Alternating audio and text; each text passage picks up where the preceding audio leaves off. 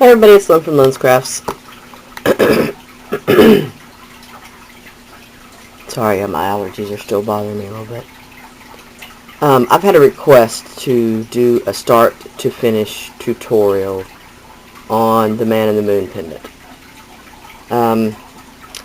I'm going to do a start to finish after the fact, so to speak, because I've already made a mold of this moon face. So I'm not going to sculpt the moon face. I'll try to do that in another video. And of course my camera is already flashing telling me my battery's going to die. So when it quits, no panic. So I'm going to I'm going to try to do this literally start to finish. You won't see the baking time, so that's all that you're going to miss. There'll be about an hour's worth of baking time. There'll be 30 minutes on the front and about 30 minutes on the back.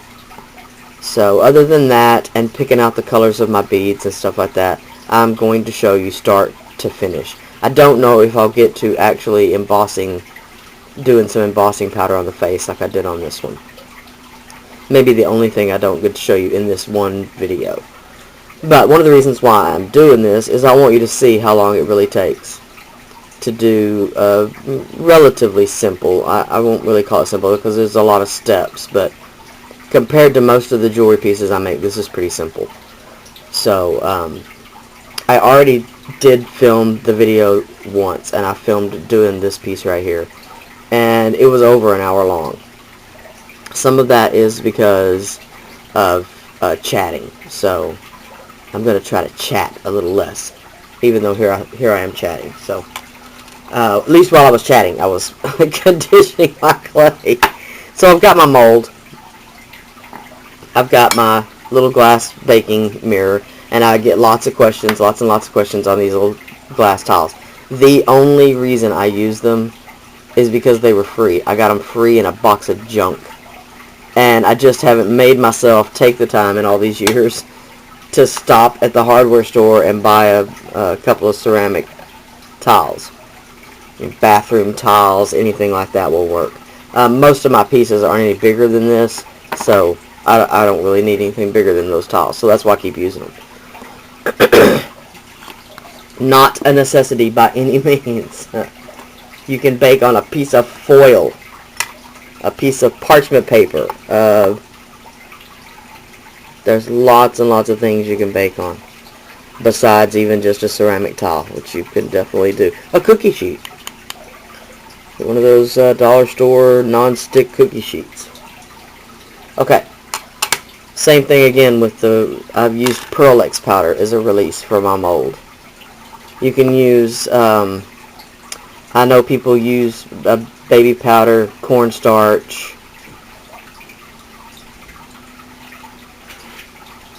and you can even do a fine mist of water. This is so funny because the first video, one of the reasons why it took so long is because of my dog, who was just scratching at the door right now. Samson, no! I just had to go make him come in the house because where was he? Laying down in the flower bed that my husband just planted over the weekend. If my husband caught him in there, oh lordy. Sammy, no! Oh, don't get me wrong, he would just yell at him, but still. Occasionally, they have dug up a flower bed or two. Hey. Alright, so I've just pushed my gold clay into the mold after I dusted it with the Pearl-Ex powder.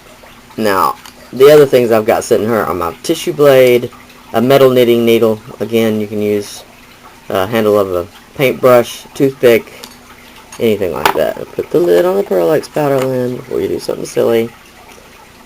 Alright, as you can see, I've got this just a tiny bit proud of the top of the mold. Now, a lot of people will take their tissue blade and cut this down flush. I don't want it flush. I'm going to stick it on my baking towel, just like this. I'm going to just keep saying baking towel. Y'all know what I'm talking about. Another thing I wanted to show is the reason why this has liquid Sculpey on the back. It's because my mold is actually broken. I just haven't taken the time to get my original out and make another one. And I'll show you what effect that has on the piece in just a little bit. Just a good little bit of pressure. And because my gold is a little bit firm, it did take a bit of pressure. And then I'm just going to easily pull that right off there. Now in the first video I did this was black clay. It's one of the other reasons why I was kind of glad that I decided to redo it. Now, as you can see right here, without glaring you somehow, right here is where my mold is cracked. It actually goes right through his eye and then runs off the side right here. And then I've got a little bit of a crack right here. That I'm not worried about. This I don't want. So I'm going to go right in his little sleepy eye and fix that. And then I'm going to roll, just going to roll my knitting needle and roll that right back down.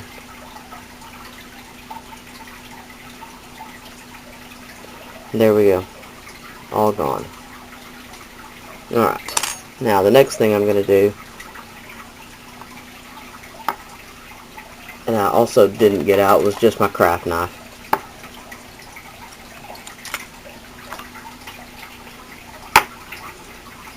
I actually made this. I got out my circle cutter. This is from the Walnut Hollow set of tools. That is the cutters. It's got like 4 different shapes of cutters, and it's got alphabet stamps. And so this is what I used to make the original mold, was this size circle. So I can take my circle cutter and just cut him right back out. Now I don't have to. I can take my craft knife, which is what I did in the first video, and just cut him out. Either way, cut him out. Nice and easy. I'm actually going to put that back on there and just cut a little more of that.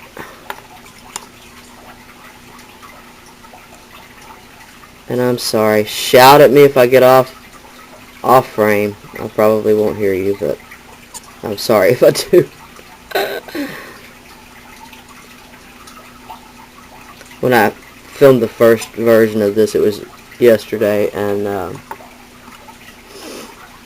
it was over 90 degrees. Sorry about that again. As I said, was trying to say. When I tried to do this yesterday, it was over 90 degrees in my studio. It was like 88 for a high yesterday, and really humid. So, besides having a hard time breathing, it just made everything about the video slower. So, here we go. I'm going to, well, real quick before I stick it in the oven, show you what I normally do. If I can find the tool. I've got just a little ball tool. This is a Sculpey, from a Sculpey set of tools. I'm going to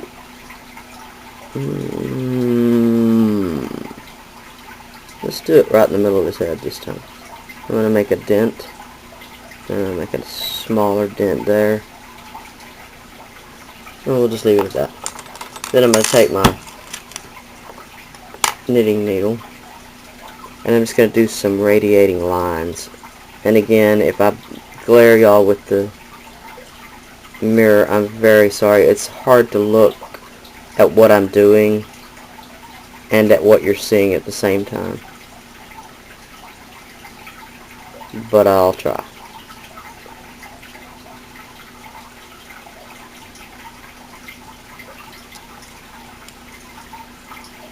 There we go. Now he's got a crater on his forehead. Now this same mold I've used as a sun, and made little spirals on his cheeks, stuff like that. You can do all kinds of things. You can give him little eyebrows at this point. You could change his smile up just a little bit. Even just maybe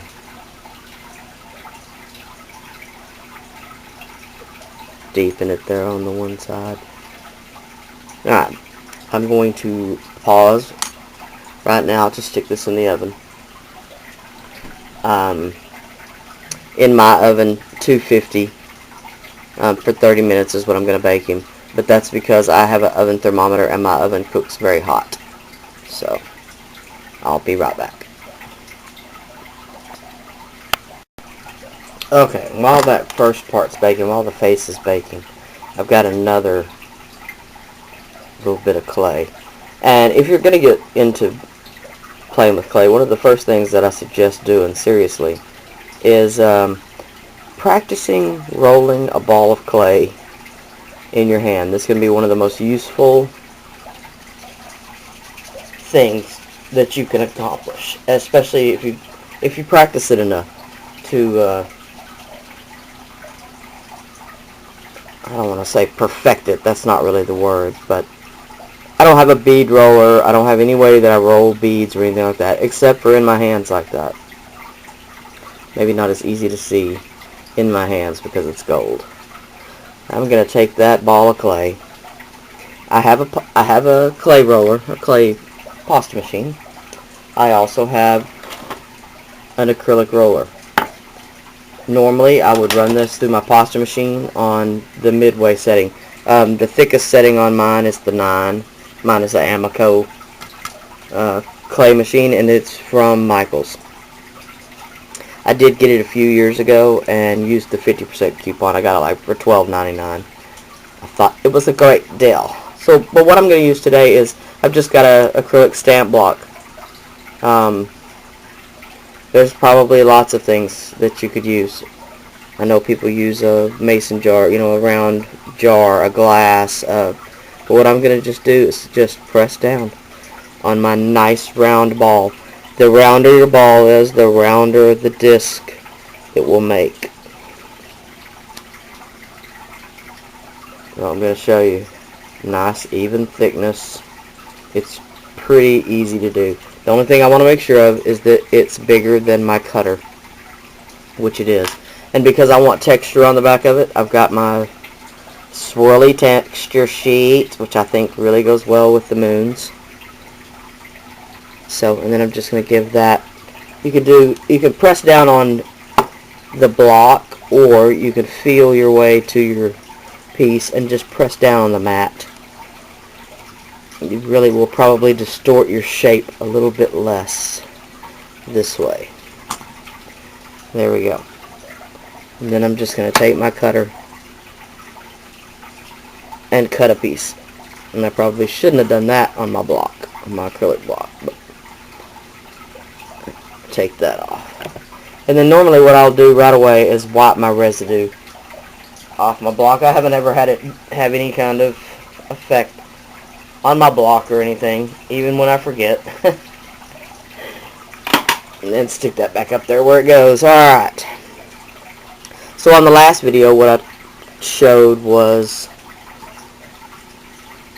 how you can take a eye pin, and this is a 3-inch copper eye pin in this instance. I'm showing this because it's the only one I have in 3 inches. And a 2-inch one would work just fine. And what I would do is I'd lay my backing down and embed this down into the clay just by pressing it in there. And then what you can do is you can go back with just a little snake of clay and cover over that and kind of feather out the edges just a little bit. It'll all be hidden in between the front and the back, so it doesn't really matter that much. But because I don't want copper findings on this piece, I want gold, and I don't have any gold. I actually don't think I have any gold eye pins, period. They only have gold head pins right now. I'm out of eye pins. I think I'm out of them in gold and silver both. So I've just got a piece of copper wire here. Why I'm bothering with trying to straighten it out, couldn't tell you. So I'm going to take my little round nose pliers,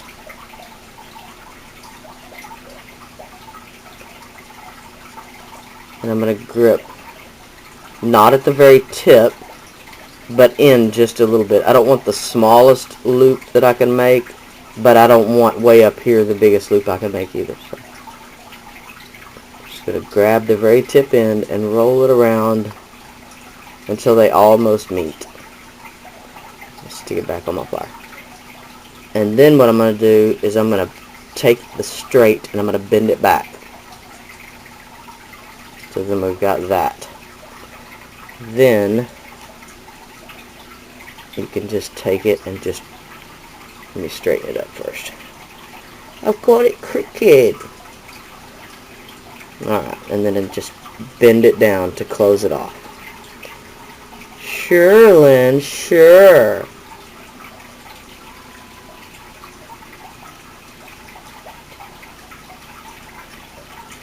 Might help if I'm back down here where y'all can see me. This is so hard to do when you're trying to look through the bargain camera. Telling you. You know, it's hard enough when you got your mini album and you're trying to say, oh, look at this and look at. But man, when you're actually trying to do it while you're on, not easy. I want my camera setup changed so bad. My husband was actually talking about it last night. Alright, so I've got me a homemade, so to speak, eye pin.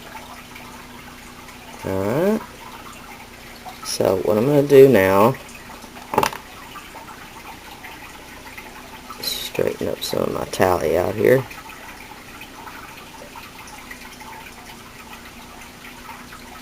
Get that down, see where I want it. Now, one of the important things, and I usually use my knitting needle to give myself just a gauge, is you can put that in there off center. So what I want is when I lay this down here, I want even halves on either side. And believe it or not, sometimes you get a better idea of that. Come on, lay down there like I want you to. Okay, how about we don't? How about we do this? There we go. Sometimes you can get a better eye as to whether it's straight through there by flipping it over. Now, does that look centered? Looks pretty darn good to me. So again, I'm going to embed that down in there just a little bit.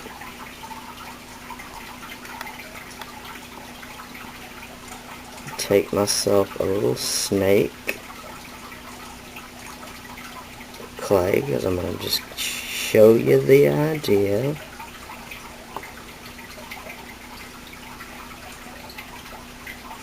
My snake would be much thinner if I was really doing this, and I would mash that down and cover that up and kind of embed that in there. So there's technique number one. Now what you can also do, which in this case is what I'm going to do, so I'm going to take two jump rings. Let's see. Let me even be nice and tell you what the millimeter of this centimeter. The millimeter, I had it right to begin with. These are 6s.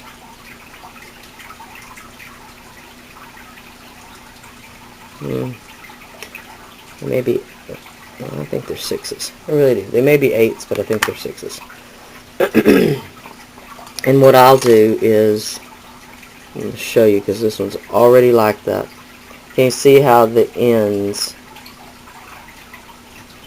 let's see if I can get a better focus. Maybe that's better. I don't even know. Anyway, where the ends are not aligned, as you can see, they bypass each other. That's that's basically what you want. You want those tips of where the jump ring closes to be misaligned. That's going to give more for your clay to grab onto, almost act as sort of an anchor to hold that jump ring in there. Alright, so I'm going to do that. That's going to be my bottom jump ring because I'm going to have the dangles hang from the bottom. You can do that same thing for the top jump ring. What I'm going to do is I'm going to take this other piece of leftover wire, which is approximately 3 inches. It may not actually be this time, but that's usually what I use, about a 3-inch piece. And I'm going to take my round nose pliers again. I'm going to grip that right in about the middle. I'm going to take that and fold the 2 legs of the wire down. Alright, again, I'm going to hold this like this, maybe. See if I can get a focus. Maybe. Alright, so I've got them bent down. I'm going to cross the legs.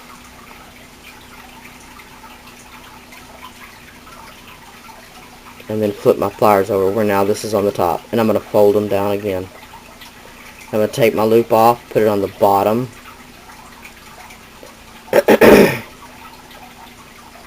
Oh, I can't apologize enough for annoying allergy. We had rain. It's been such a dry last 2 years that we had rain finally, so I knew it was coming.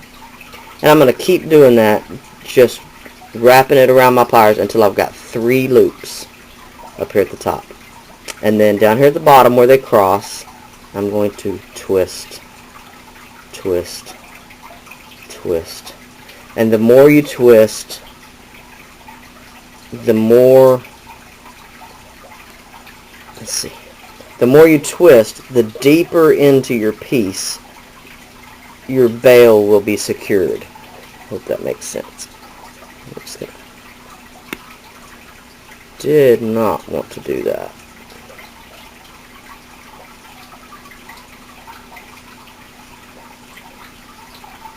There we go. So I've got my 3 loops up here. Twisted the neck 4 or 5 times. And then I've got these little legs sticking out. Depending on the size piece you're making, you may want to cut them shorter. But leave as much as you can. All I'm going to do is try to even this up just a tiny bit. Not that it matters, because it doesn't. I could leave them just like that. But now what I'm going to do is I'm going to take my pliers and on the end of these little legs, just going to flip them back. I'll make a little half a loop. Half a loop. Now, you see how it's almost like a little hanger. These are going to act just like the little points on an anchor. These are going to anchor this right into your piece. So on the other end, right across from my center line that I made with the eye pin, which was just a coincidence. I'm going to flip that around. Alright, now you'll see what I was talking about. The longer the twist, the more twists you make, the deeper these anchors will be down into your piece. If I'd only twisted that twice, they would be way up here. So you want a good 3 or 4 twists, depending on what you're making. This will be a little heavier pendant.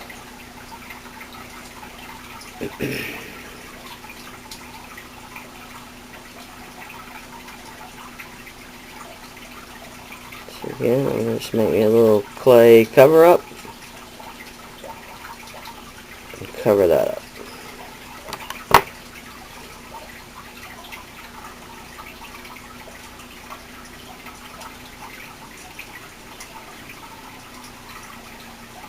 Feather it out just a little bit. Like I said, it doesn't have to be perfectly flat. It's kind of forgiving at this point. Let going to do that one, then I'm going to do this one. Okay. Now, how much distorting did we do of our little texture up here? And I'm sorry if my fish tank is loud because it finally got fixed.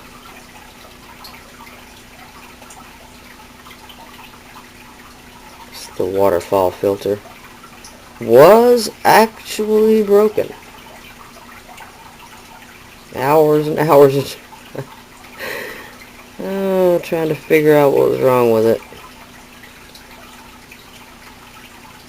And it's not very old. I just bought it like in November or something like that.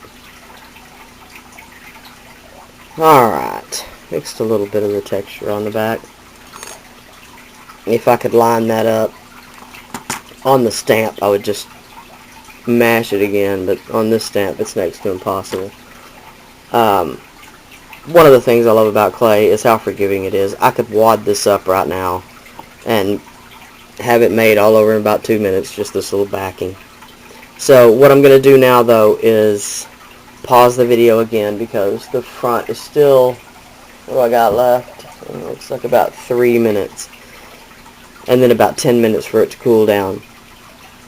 This piece won't get baked until we put it together, so we'll be back in a minute to do that. So we've got our front baking, our back ready to stick on there. That's what it looks like on the inside. And what we're going to do that with is, I've talked about this before, liquid Sculpey. TLS, translucent liquid Sculpey. I've had this bottle for 7 or 8 years and it's still a third full. So it lasts a long, long time. It's not imperative. You don't have to have it. This newer clays and this gold is, I believe, Primo. It may be Primo Effects. I'm not sure. But these newer clays are softer than some of the other clays.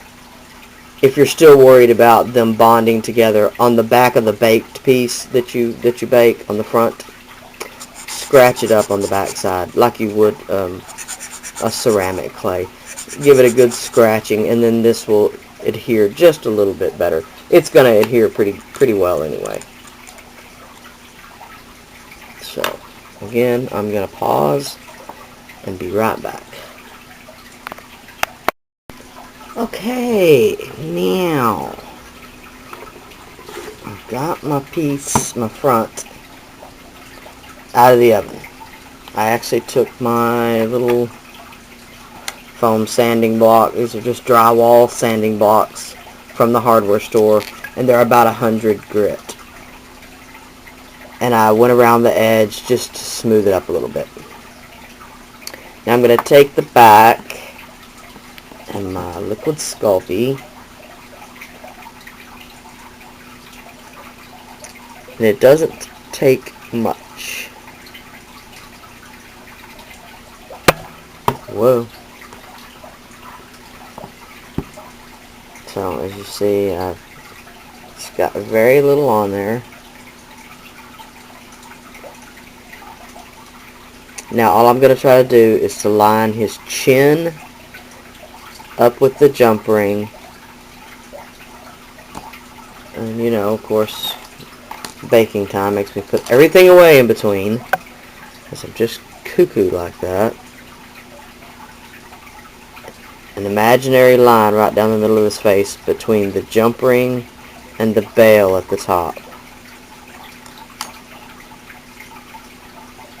Okay, let me see.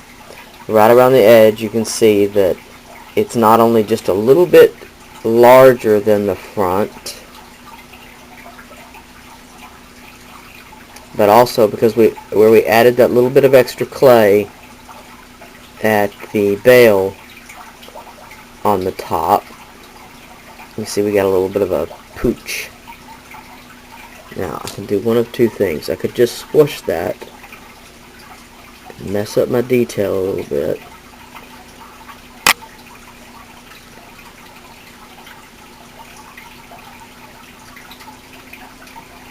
or I can take my knitting needle and try to pull that closed.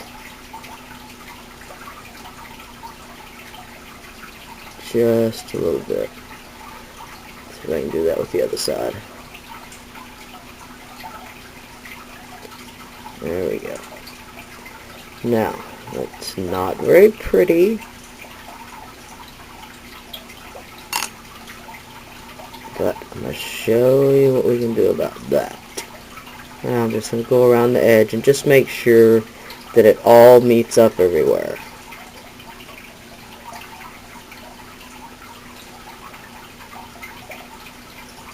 Alrighty then.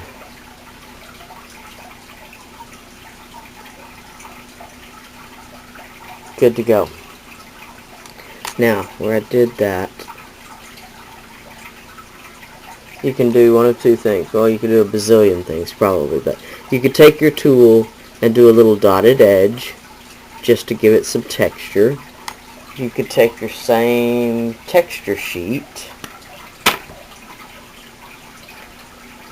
and go around the edge like that. Which, let's do that and see what we get. Just lightly.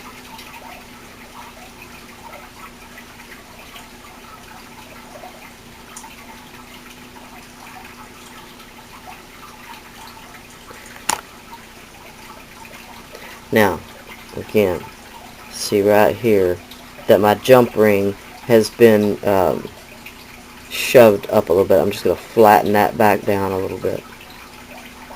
There we go. Alright. Craft knife. Oh, see? My poor craft knife is just about as tall as my can is deep. So when I put it away, half the time I can't find it. Again, this was another thing that was my grandfather's.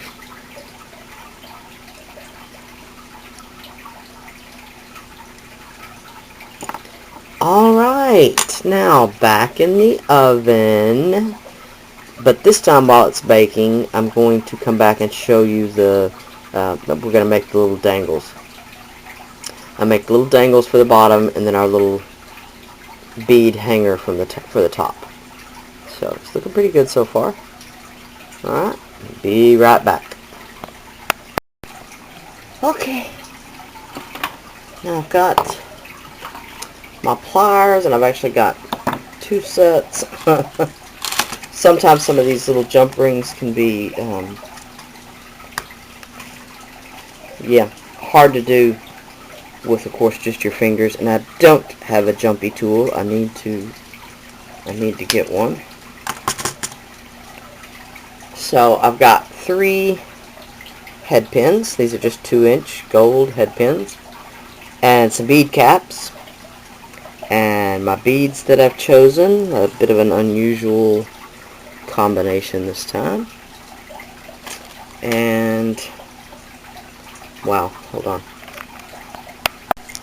Alright, and some little bugle beads. These are some gold twist bugle beads. And I talked about these in the other video. I just got these at a resale shop. A big, it was actually a decorative fishing krill full of these little vials of seed beads. And down in the bottom was all of the labels for what size they are. So of course I have no clue anything about them. The rest of my beads, though, I can tell you, these are 6mm. You know, these actually may be 8s. The purple ones that I used on the purple one, silver one. Yeah, these are 8s. And these are 10s, the bigger ones. So, what we're going to do is I call this the keeper bead. Whatever bead is on the bottom. Usually for me, it's a seed bead. And I started to use these, but I had these beautiful little, I don't even know what color you call that. It's just a gorgeous, gorgeous color. kind of a rust, dark amber color, something like that. So I'm going to put that on as the bottom bead. A lot of times you'll put a bead cap on, and bead caps a lot of times will have a bigger hole, and they'll want to just fall right off your head pin. So I'm wanting one of these. Alright. I'll get my rhythm down in a second. I'm trying to do kind of the same configuration that I did on the silver one. So I've got my keeper bead, bead cap, these gorgeous aqua beads, and another bead cap. And then I'm going to try one of these twist beads. And because a lot of times these will have a way too small hole, I may not be able to use them. But we'll see. Nope, not that one. And sometimes you'll get one that'll just go right on there, and other times, no luck. And these all appear to be no luck. If I had some thinner gauge head pins.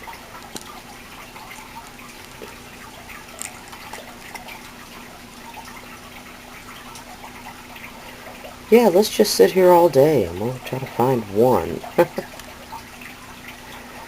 I want to use them. Come on. And I don't think my wire is thin. Of course it is. What did you know? Huh. So these are larger than a 20 gauge wire. How about that? The things you learn. No, I'm not going to be able to get any of them to fit. Wow. Oh, yay! Success! Now if I can just find one more. Sweet. Alright, and then we're going to put another one of these. Right on. And because these are 8s instead of 6s, it almost leaves me not enough left for a loop. Let me try. Hopefully without, because this is so short. Yeah.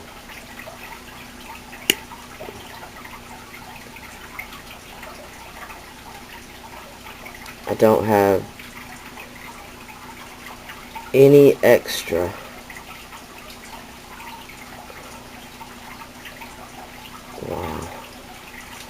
to work with here.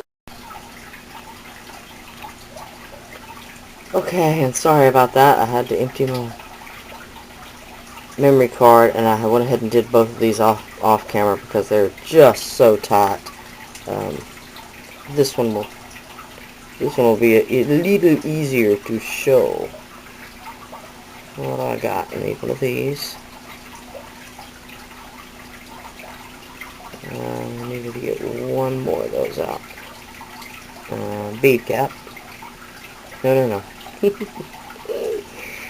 Bead. Then bead cap. Then aqua bead. And I should have got one more of those out. Nope. No. I know where I am now.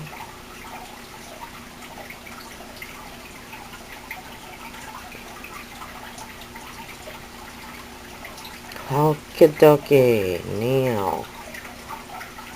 Again, let me see if I can. Alright. I'm going to take my pliers, and I'm going to leave a little bit of a gap. If I butt my pliers right down to that bead, when I bend this over, it will crack one of my beads down the line there somewhere. Could be the top one, could be the bottom one, you never know. So I'm going to bend that back. Doesn't have to be flat. You just want to bend it enough that your beads aren't trying to come up off the end. And then the way I judge, get my cutters here, is I'll put my index finger up against that bead, and then whatever sticks out past my finger right there, cut it off. And as you can see, it is a tiny little bit. But it would make your loop a tiny bit too long. So again, I'm going to grip it right eighth of an inch or so down from the tip of the pliers. And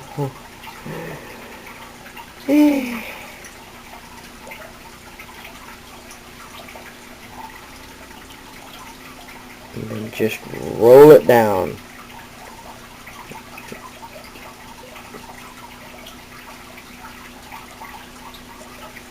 There we go. Nice little loop. So we've got these three. And this is the way they're going to hang.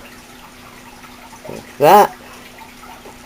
And then we just need the top bit. And that's what I've got the eye pin for. So I need one of these. Bead cap. So funny. The first time around when I did the video, I wound up with one bead cap left, and I just grabbed some and poured them out, and one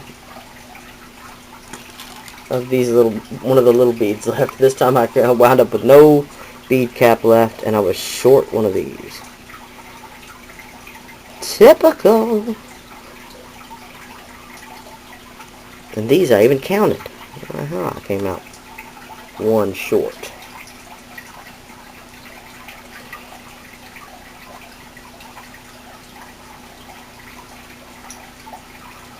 My son would have said something there about me coming out short, but that's because I'm 5 foot tall and he's about 6'5".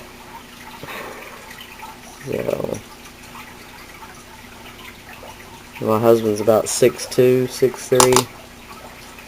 Alright, again, I'm going to take my pliers, and here, because I've got a eye pin on the bottom, an eye on the bottom, and I'm going to make an eye on the top. Depending on what you're making and how it's supposed to hang, I don't know how to describe this, but I'm going to try to make my eyes face the same way. Is that a good description? Alright, so I'm going to bend it back. Again, butt my finger up against the bead and cut that off. Grab the tip about an eighth of an inch away from the tip of my pliers and just start rolling it back towards myself.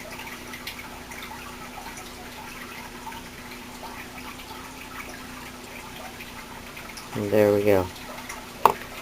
Okay, and now that it's way hot in my studio, at least the oven went off, it went off, so I'll be right back. Alright, now I'm going to have to do this really, really quick because, because my battery is dying. And if you've had my day, wasn't the first time during this tutorial. That's how long it takes. Seemingly forever. And that is still hot.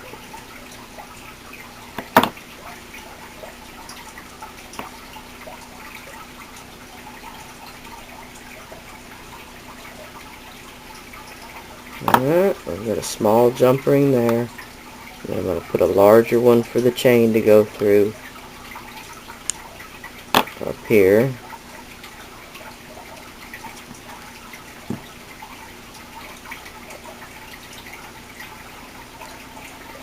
Alright. And then each one of these is going to get a little tiny jump ring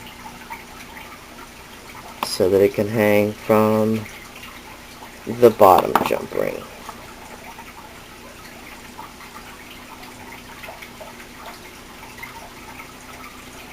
And I so apologize that I am not in focus. Let me try that. Maybe that's a little better. Alright. So if I cut out, this is all there is to it. putting one of these together. I really wanted you to be able to see it in real time. Now, of course, you're not, like I said, seeing the baking time and the 30 minutes it took me to decide on what beads I was going to use. No joke. Sometimes you just... And because I'm going to be doing some painting or embossing powders or something to his face, it was a little harder to decide what I wanted to use. Come on, camera, just a couple more minutes. Hang with me. Come on. Whoa, that was close. Dropped the whole shebang. I would have been unhappy. Sweet. So there we go. Look how pretty. So, start to finish of the Moon Man pendant. Oh, please let go. And just while the camera is still running, if it cuts me off, thanks everybody for watching, and holler at y'all later. If not, I'm going to do a little ink of gold on here. Bring out some of the details just for you to see.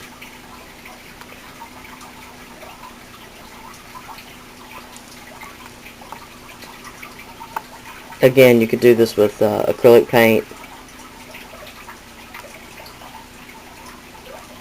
Pearl X powders, or whatever, perfect pearls, while it's still raw before it goes in the oven. You could do that. The perfect pearls you can actually do afterwards, also because it's got the binder in it already.